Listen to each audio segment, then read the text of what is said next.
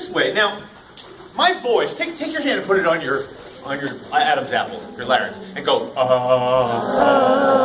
Okay, now, you feel that vibration, right? Okay, when I do this, whenever I ask you to make a sound, when I do this, it'll be kind of like a way to be quiet. I'll be like a conductor. Let's try it again. Make a sound. Ooh, that was awesome. Okay, now, I'm going to make a sound in here, and the vibration of my larynx, of the vocal cords, is going to make the air in here vibrate inside the can. Now, sir, what I want you to do is put your hand on the end of the balloon there. You feel it vibrating? Yeah. Now, that's cool. You can feel it, but there's a whole room full of people, and how am I going to show everybody? It'll take all day to go around and let everybody feel it. So what I'm going to do instead is bounce a laser off of this mirror, and it's a green laser. See it on the wall? Okay. When I talk, you can see it go. Okay, everybody. You see, even if I'm talking very quietly, it is moving the mirror. It is moving the mirror. You see, so I can sing a song and you can see it in the laser. My voice making the mirror move, making the balloon move, making the mirror move, making the laser bounce off of the mirror in these kind of patterns. Now,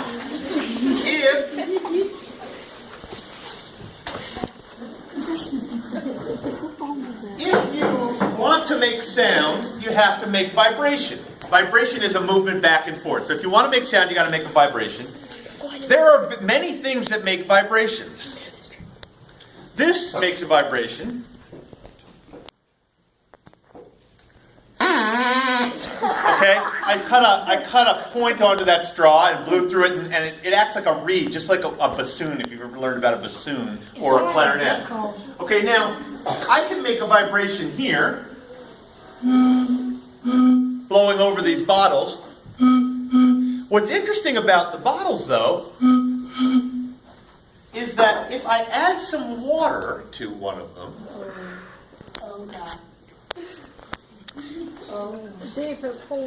now, I want you to listen carefully. This is the sound it made before. How do you think it's going to be different now?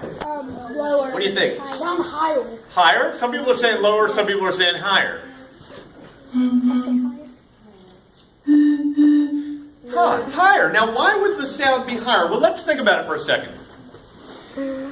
A small dog. What's the sound a small dog makes? Big dog. Roar, roar, roar. A little kid.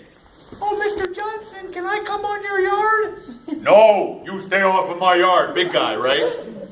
So big things tend to make deeper sounds than small things.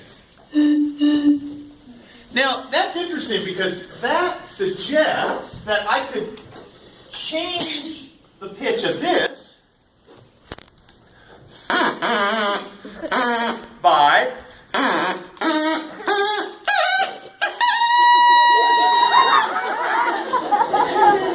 right? I went from something big to something small, and I changed the sound of it. That's actually what you're doing when you are playing a flute or a trumpet. You're actually changing how big the column of air is that the thing goes through. All right, so vibrations make sound. And sometimes we can think about air vibrating. I wonder if this pipe, the air in this pipe, could be made to vibrate. I wonder, it's a heavy pipe. It's got this screen in the bottom here. See that? I wonder what would happen if I were to keep that screen up. Now, let's try adding a little bit of energy to this. Okay. Oh crap, here we go. I'm going to heat it up. It's going to turn red hot.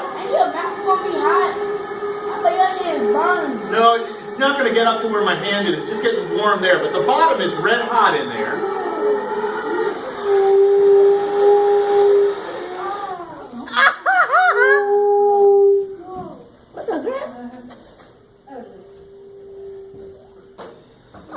minute. Let's stop and think for a second. Why would this thing only make a sound when it is upright and not when it's sideways? Let's try it one more time. Okay. I heat up the screen. It gets red hot.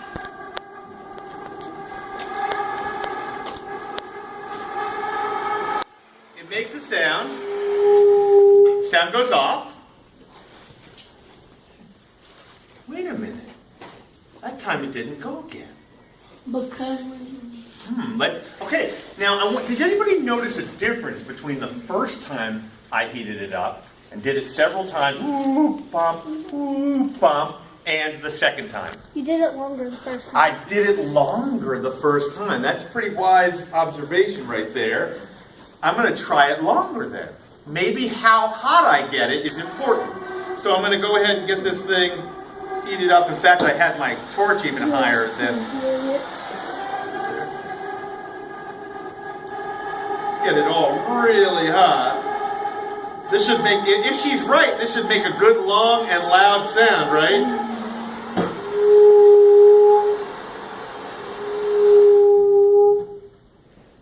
So why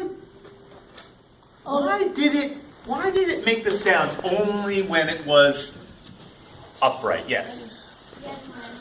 I did add more energy the third time than the first time, so that's why it went longer. But why only when it was upright? Somebody new. Somebody else. Why only when it was upright? Yeah. Because when you put the energy in it, maybe the energy wasn't supposed to go like that. It was supposed to go like that, so that's what made the noise. But what is going on? Why? What does the heat have to do with it? Yeah. Maybe because the air is going inside of it. The air. I like this. The air is going inside of it. Why would the air go inside of it only when it's vertical and not when it's horizontal? Yes, in the back.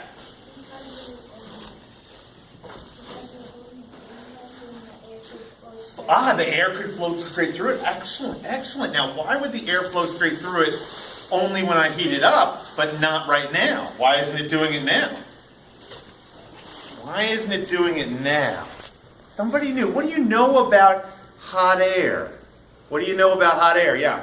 It makes a different sound. It does make a different sound. What do you know about hot air in terms of how it moves? It rises. Hot air rises. So as the hot air is moving up through this, it makes the sound. After a while, the screen cools down, and then it stops moving. How come it doesn't go when it's like this? Because just as she said in the back, very wisely, the air can't flow through it because it can't rise across like this. It has to be vertical for it to rise through. So you see what you all are doing is you're using your thinking to work out an idea. And this is what scientists do all the time. They work out things by just puzzling and observing and then making inferences and then trying things out. Inferences are like best guesses. I'm going to show you what I mean. I have these balls. I'm going to get one. Well, you can use these three. All right. What I want you to do is I want you to watch these balls as I juggle them. What the world? Okay, now, what do you notice? What do you observe? And observations are not just with your eyes, but also with your ears and if you were touching them, with your touch. What do you observe? And here, I'm going to point to somebody. Were you raising your hand or just videotaping? Yes. What do you observe? That they're changing. They're changing colors. Okay? So, for example, if you keep your eye on one of these balls, say keep your eye on the blue or purple one. Sometimes it's purple, sometimes it's blue. That's an observation, right? The orange and green ones, sometimes they are orange and sometimes they are green. Now, that's a good observation, but that doesn't tell us what's going on. Like, why does it change color?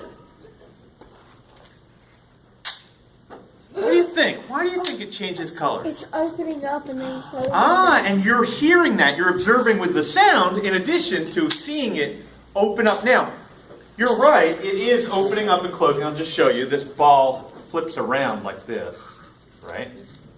But here's the question. If I throw it up, can you predict what color it's going to be when it comes down? Yeah, green. You think it's going to come down green? Okay, you were right that time. stayed green. It depends how long it's in the air. Oh, it depends how long it's in the air. So if I just throw it a little distance, you think it, wait a minute. Sometimes it changes, sometimes it doesn't.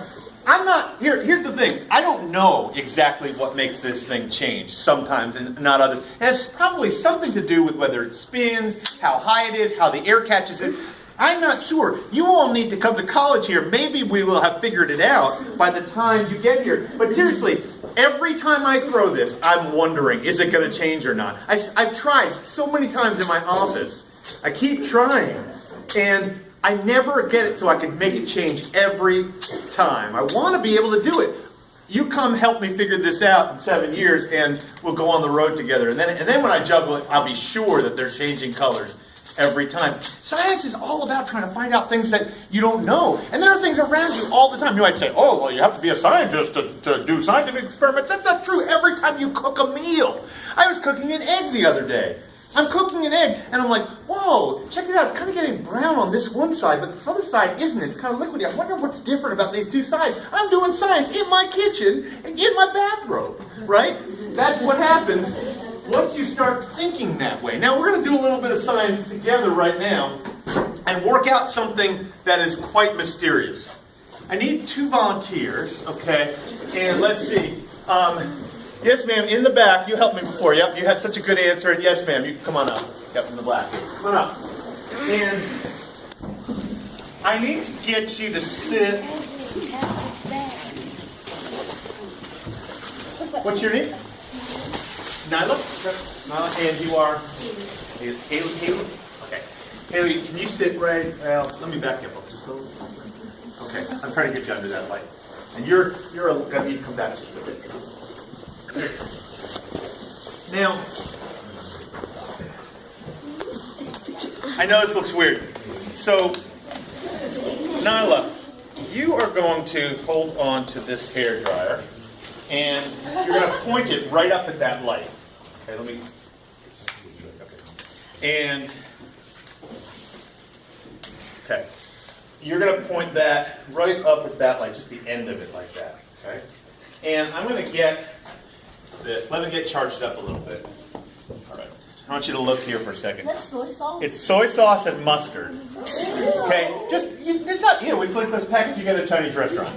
Okay? It's just the soy sauce and mustard just floating in there. Okay, now, what I'm going to do here is show you that this computer mouse, which is tied to these other 2 cords, does something very mysterious.